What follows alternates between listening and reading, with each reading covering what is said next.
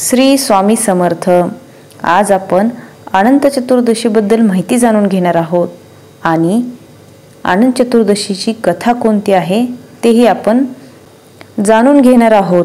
10 दिवस आनंदाने सोबत राहिलेल्या आपल्या गणरायाला मानासह योग्य उत्तर पूजा करून विधिवत विसर्जन केले जाते.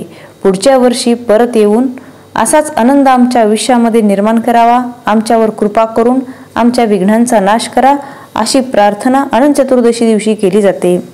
श्री गणेश विसर्जनाच्या दिवशी सांगता पूजा म्हणून सत्यनारायण पूजन केले जाते. तसेच या दिवशी सायंकाळी अनंत म्हणजेच भगवान विष्णू यांचे पूजन केले जाते.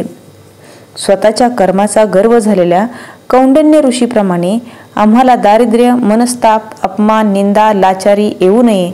आमच्यामध्ये सदैव तुझ्या उपकाराची जाणीव, तुझ्या अस्तित्वाचे स्मरण आणि कृतज्ञता असू दे. आम्हाला तुझी प्राप्ती होऊ दे.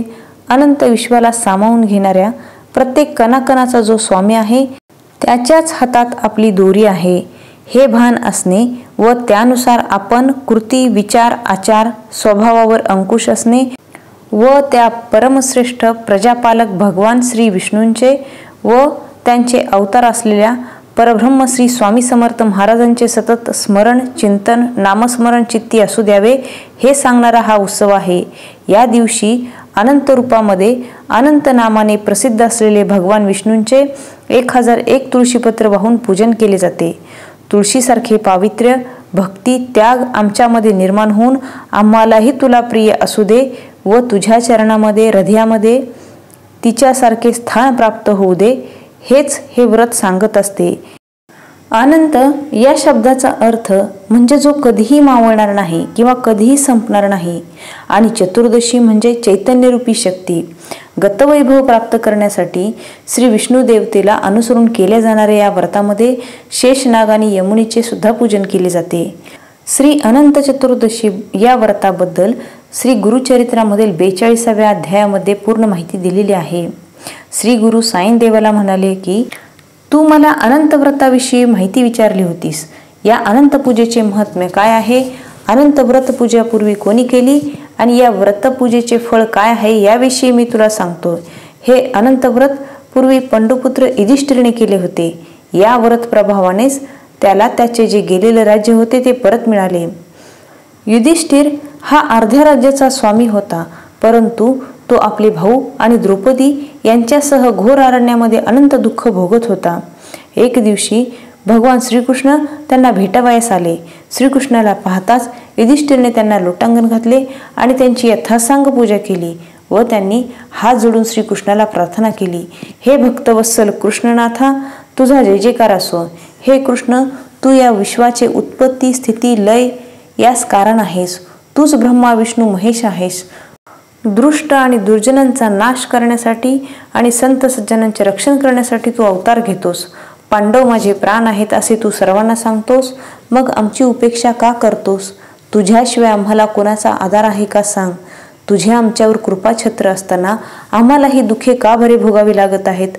आम्ही काय केले असता आमचे गेलेले राज्य आम्हाला परत मिळेल? सर्व पांडवांनी आणि द्रौपदीने कृष्णाला हात जोडून हा प्रश्न केला असता भगवान श्रीकृष्ण म्हणाले, मी तुम्हाला एक व्रत सांगतो. ते व्रत केले असता तुमचे गतवैभव तुम्हाला लवकर प्राप्त होईल. सर्व व्रतामध्ये अनंत व्रत हे अत्यंत श्रेष्ठ आणि प्रभावी आहे. हे व्रत तुम्ही करा म्हणजे तुमचे राज्य तुम्हाला लवकर प्राप्त होईल. तो अनंत म्हणजेच शेषाशायी श्री विष्णू, तेच माझे मूळ रूप आहे. मीच तो नारायण. दुष्टांचे निर्दालन करून भूभार हलका करण्यासाठी मी वसुदेव गोकुळामध्ये श्रीकृष्ण म्हणून अवतार घेतला आहे. मीच जळी, स्थळी, काष्टी, पाषाणी, त्रैलोक्याला व्यापून राहिलो आहे. मीच सर्व कर्ताही आहे आणि मीच तो अनंत नारायण चराचर विश्वाला व्यापून राहिलो आहे. त्या अनंताची म्हणजेच माझीच तुम्ही यथासांग पूजा करा. या व्रताने तुमचे सर्वतोपरी कल्याण होईल. हे व्रत कोणत्या दिवशी करावे, कसे करावे हे आम्हाला सविस्तर सांगा, अशी विनंती युधिष्ठिरांनी श्रीकृष्णाला केली असता श्रीकृष्ण म्हणाले, भाद्रपद महिन्याच्या शुक्ल पक्षातील चतुर्दशीला ही व्रतपूजा करावी. याविषयी मी तुला एक प्राचीन कथा सांगतो. ही कथा कृतयुगातील आहे. वशिष्ठ गोत्री सुमंतू नावाचा एक ब्राह्मण होता. भृगकन्या दीक्षा ही त्याची पत्नी होती. त्यांना एक कन्या झाली. तिचे नाव सुशीला होते. दुर्दैवाने सुशीला अगदी लहान असतानाच सुमंतची पत्नी दीक्षा मरण पावली. सुशीला अगदी नावासारखीच होती. ती लहानपणी पित्याच्या घरी असताना घरातील सर्व कामे करीत असत.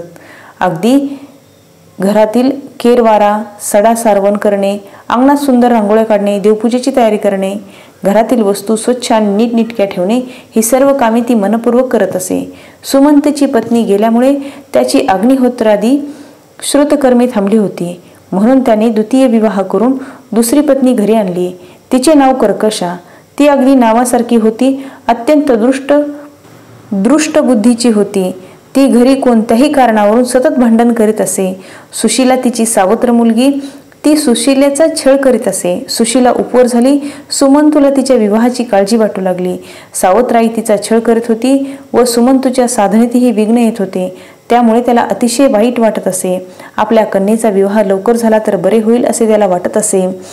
कौंडिन्य नावाचा तरुण ऋषी त्यांच्या घरी आला व त्याने सुशीलेला पाहिले व तिला मागणी घातली. सुमंतूला कौंडिन्य जावई म्हणून पसंत पडला. एका शुभ मुहूर्तावर सुशीला आणि कौंडिन्य यांचा विवाह झाला. सुमंतूने कन्येच्या प्रेमापोटी सुशीला व कौंडिन्य यांना आपल्या घरीच ठेवून घेतले. आषाढ आणि श्रावण असे 2 महिने गेले. कौंडिन्याला सासरवाडीस राहणे पसंत नव्हते. आपण आता दुसरीकडे राहावयास जावे असे त्याने ठरवले. मग सुमंतूने फार आग्रह न करता त्यांना जाण्यास परवानगी दिली. जाण्याचा दिवस आला तेव्हा सुमंतू आपल्या पत्नीला म्हणाला, कन्या आणि जावई जात आहेत, त्यांच्यासाठी आज काहीतरी गोडधोड भोजन तयार कर. हे ऐकताच ती कर्कशा संतापली.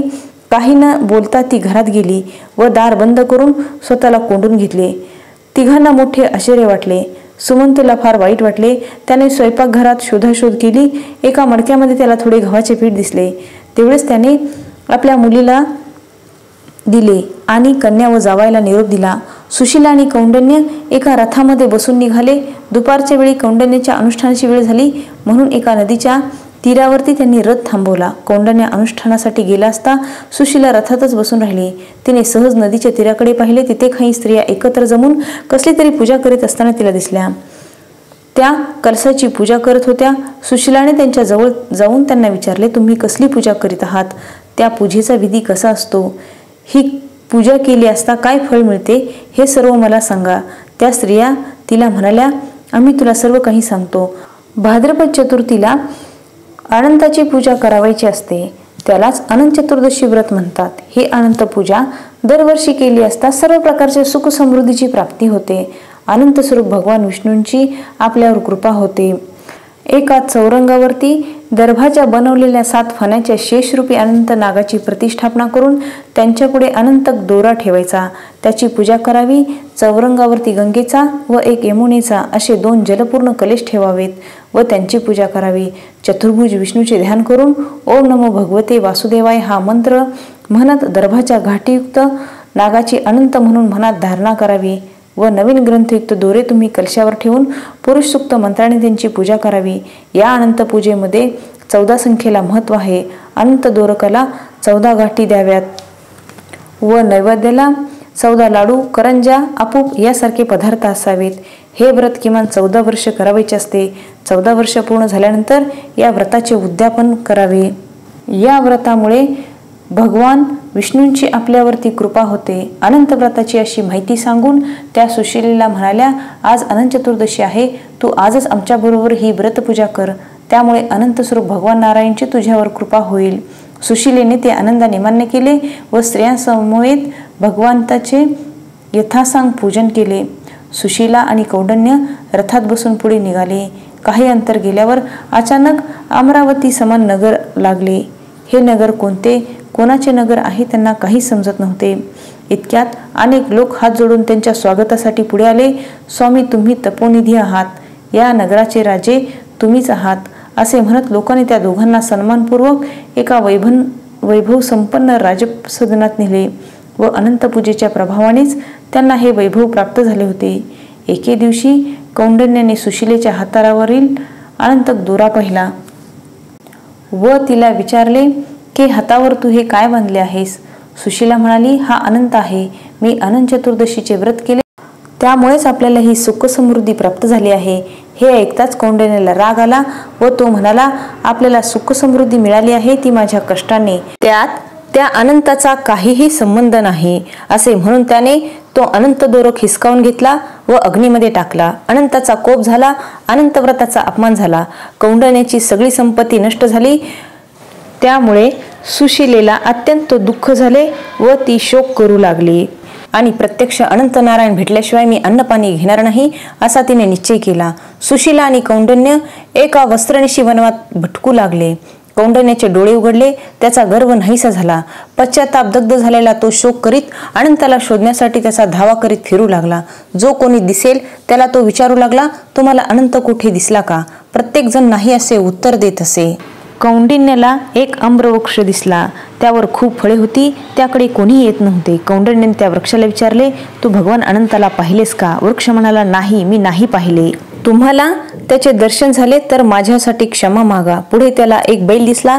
त्याच्या पुढे भरपूर चारा होता, पण त्याला तो खाताच येत नव्हता. तू अनंताला पाहिलेस का? असे कौंडिण्याने त्याला विचारले. त्याने नाही असे सांगितले. कौंडिण्य पुढे गेला. त्याला 2 सरोवरे दिसली, पण त्यातील पाणी कुणीच पित नव्हते. त्यांनाही, तुम्ही अनंत पाहिला का? तेव्हा ते सरोवरे म्हणाले, नाही. तुम्हाला भेटल्यास आमच्याकडे पक्षी येत नाहीत, ही परिस्थिती देवाला सांगा असे सांगितले. पुढे गेल्यावर त्याला एक गाढव हत्ती दिसला. ते दोघे नुसतेच उभे होते. कोणी काही बोलत नव्हते, काही सांगत नव्हते. तेव्हा कौंडिण्य दुःखी कष्टी झाला. जमिनीवर पडून शोक करू लागला. अनंता अनंता अशा हाका मारू लागला. त्याला पश्चाताप झालेला पाहून भगवान अनंताला त्याची दया आली. तो वृद्ध ब्राह्मण स्वरूपाने तिथे प्रकट झाला. कौंडिण्याने त्यांच्या पायावर डोके ठेवून विचारले, तुम्ही अनंत कुठे पाहिलात का? त्यावेळी मीच तो अनंत असे म्हणत तो ब्राह्मण त्याच क्षणी चतुर्भुज भगवान अनंत तेथे प्रकट झाले. त्यांनी कौंडिण्याचे सांत्वन करून त्याचे गेलेले सगळे वैभव परत दिले. भगवान अनंत विष्णूने कौंडिण्याला वर दिला, तू धर्मशील होशील, तुला कधीही दारिद्र्य येणार नाही, तू शाश्वत वैकुंठ लोकात राहशील. श्रीकृष्ण म्हणाले, भगवान विष्णूने कौंडिण्याला असा वर दिला तेव्हा आपण वाटेत पाहिलेला आम्रवृक्ष, बैल, 2 सरोवरे, गाढव, हत्ती यांची दयनीय अवस्था कशामुळे झाली होती आणि त्यांनी क्षमा का मागितली असे विचारले. तेव्हा भगवान विष्णूंनी त्या प्रत्येकाचे स्वरूप त्याला समजावून सांगितले. भगवान विष्णू म्हणाले, तुला जो आम्रवृक्ष भेटला तो गतजन्मी विद्वान ब्राह्मण होता, परंतु त्याला तुझ्याप्रमाणेच आपल्या ज्ञानाचा गर्व होता. त्याने कुणालाही विद्या दान केले नाही, म्हणून त्याची ज्ञानफळे कडू झाली. त्यामुळे कोणीही प्राणी त्याच्या आश्रयास येईनासे झाले. तुला जो बैल दिसला तो गतजन्मी मोठा श्रीमंत माणूस होता. त्याने बरेच दान केले होते, पण त्या दानाचा त्याला गर्व होता. त्यामुळे आता त्याच्या पुढे गवत असतानाही त्याला ते खाता येत नव्हते. तुला ती 2 सरोवरे दिसली, त्या गतजन्मी 2 बहिणी होत्या. दानधर्माचा पैसा दुसऱ्याकडे जाऊ नये म्हणून त्या दोघी बहिणी एकमेकींनाच दान देत असत.